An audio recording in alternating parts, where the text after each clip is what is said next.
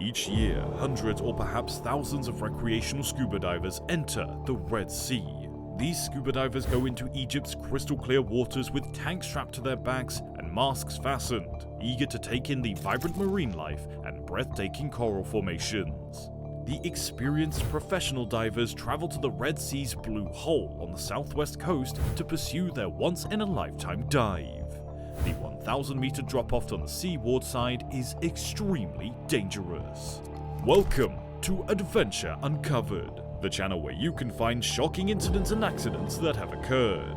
In today's video, we'll see the story of Yuri Lipski's accident in the Blue Hole. Before getting into the video, please share and subscribe to our channel for more videos like these. Also, tap on the bell icon for notifications when we upload a new video. Thank you.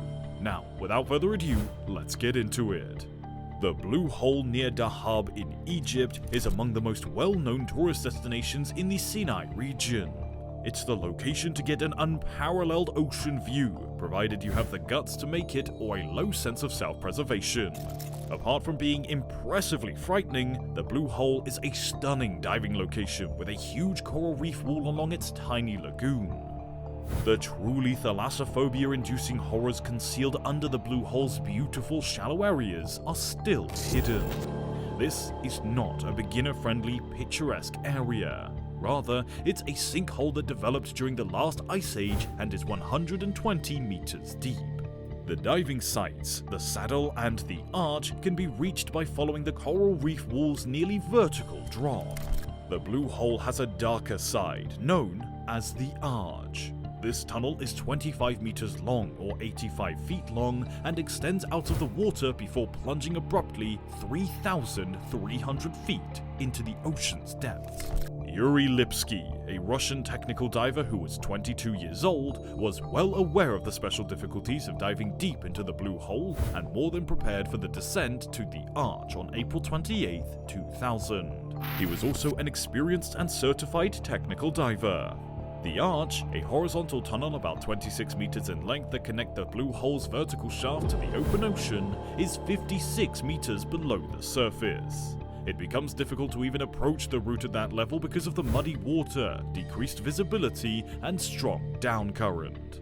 Yuri Lipski was completely equipped, but according to witnesses who saw him in his last minutes on shore, he was missing two essential items: a diving partner and a second oxygen tank. You should always have a companion when engaging in outdoor sports like diving because you risk being alone and unable to contact aid immediately.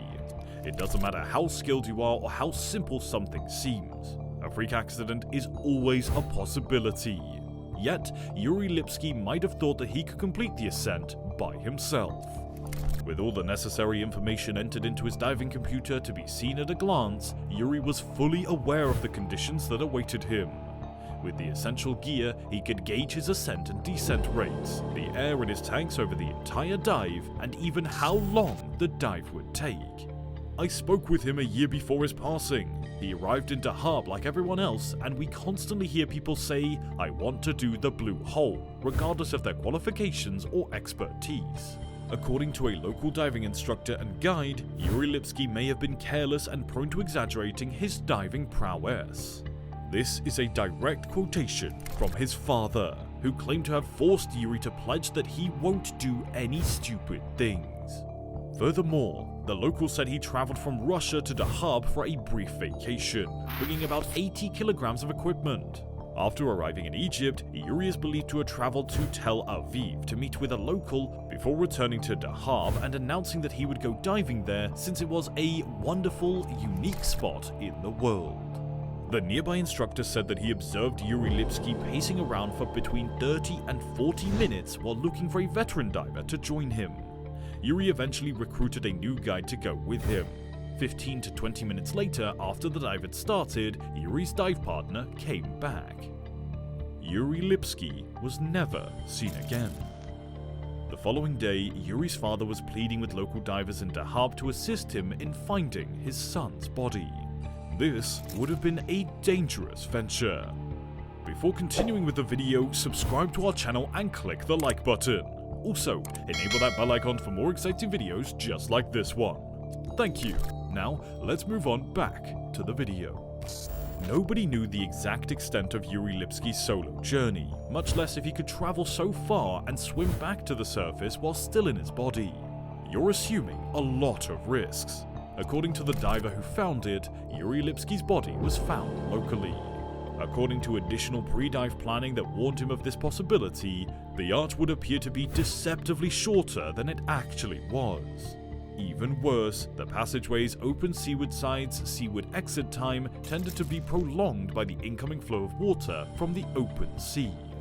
These difficulties were made more difficult by the tunnel's peculiar downward slope. This feature surprised a lot of unwary divers, causing them to overestimate the depth they were diving to and the amount of air that they required. A mistake could leave Yuri with just enough air to make it back to the surface alive because there is only a limited amount of air in the tank. When diving so deep, it's crucial to maintain constant attention. And Yuri had considered all of this while planning his dive, including the route, dive depth, and dive times. Everything. This was the usual routine for a dive that was as difficult as this. He was performing the dive by himself, which wasn't expected. He wasn't worried because he had plans, was well prepared, and was confident in his diving skills. He had weights in place and his helmet camera was ready to capture this memorable dive.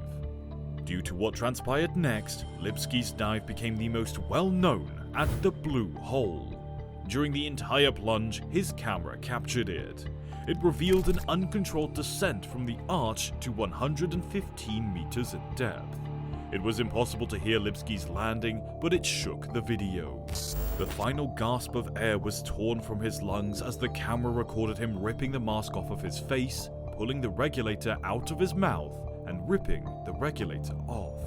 He struggles to inflate his buoyancy jacket as the camera continues to record. His disorientated mind only dimly realizes that safety is around 115 meters above the surface. His body trembles one final time before stopping moving while alone at the bottom of the water. The camera angle shifts to a horizontal pattern while it continues to record. It shows Yuri Lipski entering the Blue Hole and swimming towards many other divers. However, it was located in the diving site's reedy lagoon area and needed to be deeper for people to avoid. But as Yuri Lipski swims farther and deeper, we notice fewer and fewer individuals until it's just Yuri, alone, in a sea of blue. He broke away from his fellow divers and decided to descend alone. Suddenly, the fish and reefs are gone, leaving only Yuri Lipski's equipment shining in the deep blue waters. Then, the video goes completely black, and Yuri Lipski can be heard gasping for air.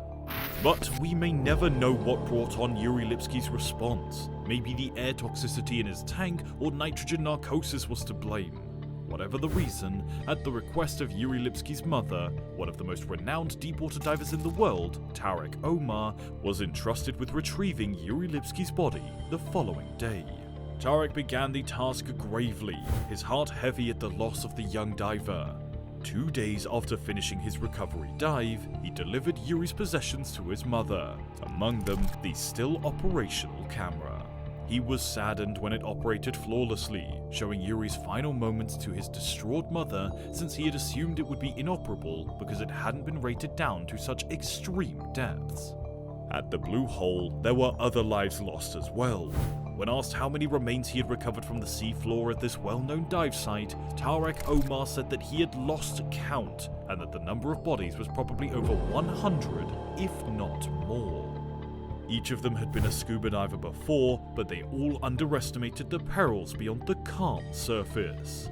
Sadly, Omar had to acknowledge some of them as too deep for him to climb out of. This is a stark warning for the next Yuri Lipski, who wants to dive deep into the large Blue Hole. Their names were the only thing left to remind them that they had died here. These memorial plaques are many, scattered throughout the site.